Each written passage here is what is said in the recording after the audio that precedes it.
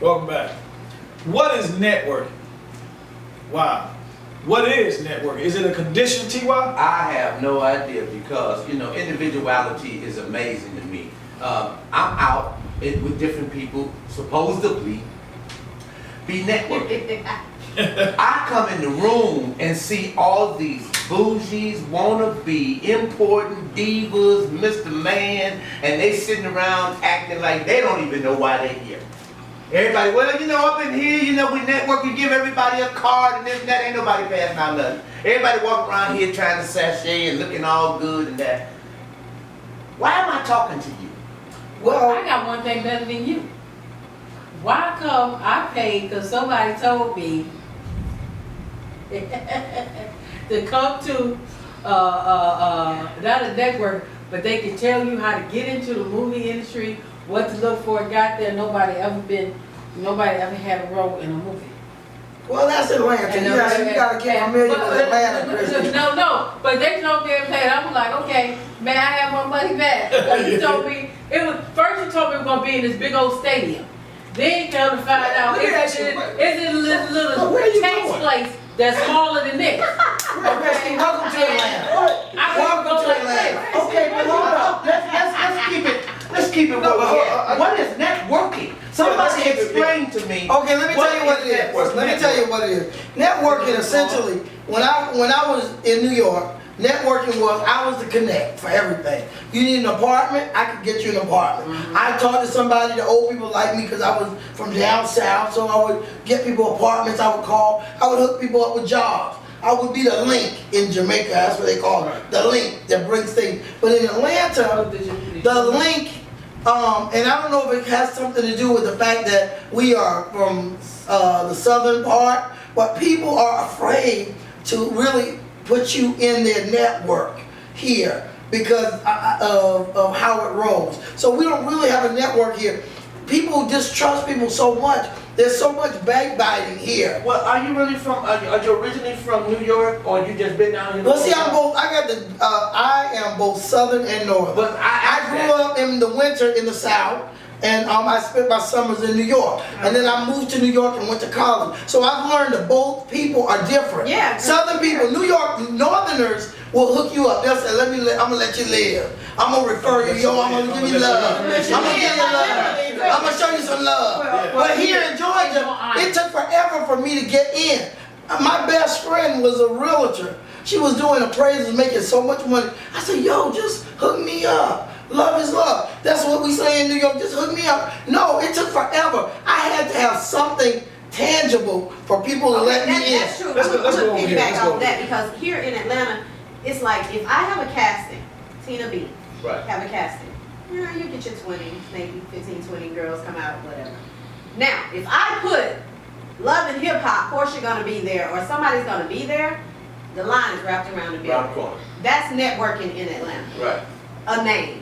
You know what I'm saying? Where they don't know the connects that I have. Right. They're looking at the name in itself as a connect. Right. Networking to me is Pookie and whoever, because you never know who will make it. That's my thing. I don't knock nobody. Right. Because you never, they started from somewhere. Dre, all of them started from somewhere in the garage, in the basement, wherever.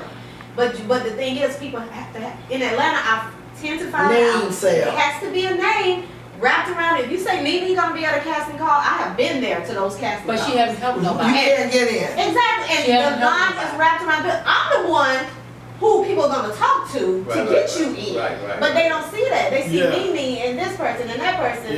You know what I'm saying? Viewing party for Nene, always back They don't realize that the small person is one you can actually touch and talk to. And network. Yeah, because people that's large. And get, and who helped me in Atlanta, the biggest network I had, I'm gonna tell you, who put me on the map in Atlanta. I was just a regular comedian. I've only done comedy 5 years. And I closed down the Punchline with J. Anthony Brown, Don D.C. Curry, Grave Digger, George Wallace. That's me, a 5-year comedian. How do I get on? It's relationship, Rashad Ritchie. I sat on his radio show, Rashad Ritchie, CBS Radio, WAO3K or whatever that V103 station, AM, he's on there. I'm on the radio with Rashad as a guest spot because he wanted to talk to me. George Wallace called me, next thing you know, I'm on the Punchline. You know how hard it is for a comedian to get on the show and shut. People say, how'd you get on? friend couldn't get he couldn't get on. It's about relationship. Yeah. Relationships are powerful. But in Atlanta, C Fox Production, Carlos Coleman, Yes. a small guy, a little cute little guy, a little Leo like me, put me on. I love me some Carlos. Carlos Coleman. Carlos Coleman was my key to Atlanta networking. No, I wouldn't know none of the power people. It had not been, I hosted the Obama election party at Pascal's. And when I stood on that stage and Joseph Lowry spoke, people were about to fight me. They said, who are you? Wow. Who are you? You a comedian, you can't be a comedian, you never did Uptown. I mean, people were getting aggressive. Wow. Like, yo, you shouldn't be here. To my other comedians. Promoters, people are like, no. How you get Yeah, how did you get in here? Who you sleeping with? I Sleeping with nobody. I was getting that same thing too, because a lot of people think I get a lot of stuff, but I haven't done nothing. And they say, how you get this, how you get that? You don't even, like, with the plus size model fashion, they don't like Kristy because they think I'm too adult. Okay, and then the adult world think I'm too church. Really? You too church? Now that might be crazy. No, they do. No, because they say I don't do porn or anything like that. So people seem, they don't know where to place me. But They Kristy, don't know where to put me. But you've been successful. I mean, I just saw you on TLC. Yeah. I just saw you on Lifetime. And we sitting here watching TV and you was on Entertainment Tonight. So there's so many people that I'm around haven't even been on Entertainment I Tonight. haven't been on They've been on entertainment. Entertainment Tonight. So I haven't been on Lifetime either. what problems are you I walk having? by Okay, Lifetime. okay. I've done Lifetime. Okay. My thing with Atlanta, I didn't try to get into the entertainment. It came on to me Right, because my social media.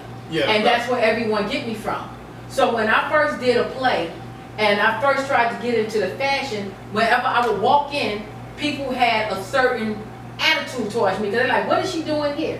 Did she audition? How did she get this role? How did she get in here? Because they want to know. I'm going to tell you why. Because I have something that you don't have. It's called following. Yeah. She knew. Yeah. Well, see, Okay. I have to agree with you on A lot that. of them had Yeah, I have to agree. a lot of them Her had that YouTube following stanky. is big. A lot of them had It's that stanky look. And one guy who asked me to do his fashion show, he turned around and told me that one of the designers said that she didn't want to design nothing for me because she thought I was an adult. Doesn't matter if you think what I do, it's what sells. If I put on your clothes and people see your name and you get in business, you dummy. Right. Because You hear that? you Google me, anybody that's in Atlanta in this business, unless you need one of them, and you Google my name, I have more of a following, more people is looking me up than anything. So that was stupid on your behalf. Well, So people a lot don't know business. Now you here's what I know about Atlanta. And I'm back to that. They don't understand Back business. to business. Absolutely right. We like business skills here. Now, having grown up in South Carolina and having lived in New York and I ran my first business in New York when I was 26 after working in corporate America. I bought my first brownstone when I was 26 years old, 4-story. So I think I may be an authority now on business. People don't understand business. They don't understand relationships in Atlanta. Hence, they can't understand networking because they don't know who is valuable to the cause. I was recently cut off of a relationship, and I said, there's no way in the world I would tell my money goodbye. I don't tell money goodbye. I don't tell my money to kiss my tail. I don't tell my money nothing. I do real estate. I cannot stand you. And you call me, and I was like, oh God, they're gonna have a horrible Tina B. Oh God. Hi Tina, how are Okay, you? get you that house. Yeah, because I'm not gonna curse thousands of dollars out. And that's what people don't understand. Let's keep, if you keep it business, you are. I'm telling you what, It is a clique. I heard, I don't really network here because I never really had to. So I only know a handful of people here. I don't know if that's a good thing or a bad That's thing. neither here nor Depending there. on who the handful is. Yeah. Like I said, they didn't have no car. They didn't have no place. Well, let's go here. We almost out of time.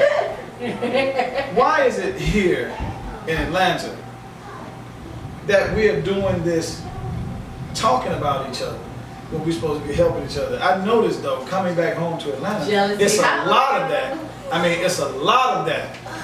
So, I mean, it's just really, really, really a lot of that. So we're going to come back and talk about that, and then we're going to turn it over for our performer. We'll be right back on Larry Love Show. Get